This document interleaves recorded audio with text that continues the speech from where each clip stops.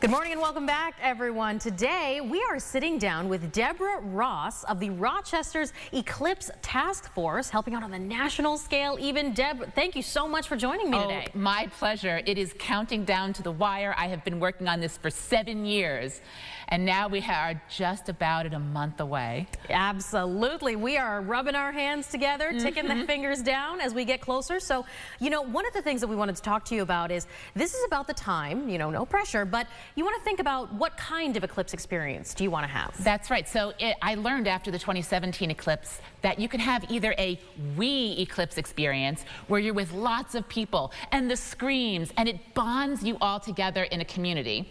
Or you might want a me eclipse experience if you're not a big crowds person. If you want the sun, the moon, the earth, and you all to be in a line, you in the solar system, that's a different sort of experience. So right now is what you want to plan for, which one you want. Of course. There's a lot of local events happening, a lot of local ways to celebrate, one of those being some of our local art that we have here. Maybe get yourself some swag to remember this once-in-a-lifetime event. Tell me a little bit about what we have here. Sure. So the world's eclipse artist and astronomer, his name is Tyler Nordgren. His 2017 eclipse art from the 2017 eclipse was acquired by the Smithsonian for its permanent collection.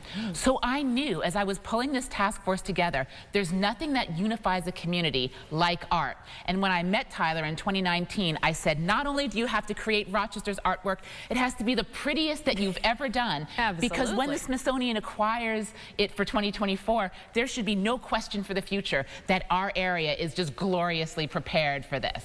Yeah, we've got some beautiful items here detailing Rochester, Wayne County. We've got Buffalo here even with a little bit of Bill's spirit on this one.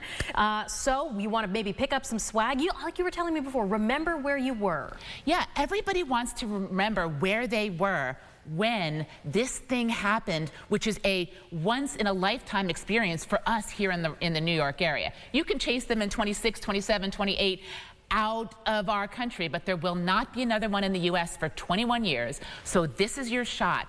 And what you want is to prepare now to get everybody sort of excited and in a Rochester community spirit. So Rochester art on all kinds of media, right? You can have them on posters, you can have them on canvas, you can have them on blankets, iPhones, mugs.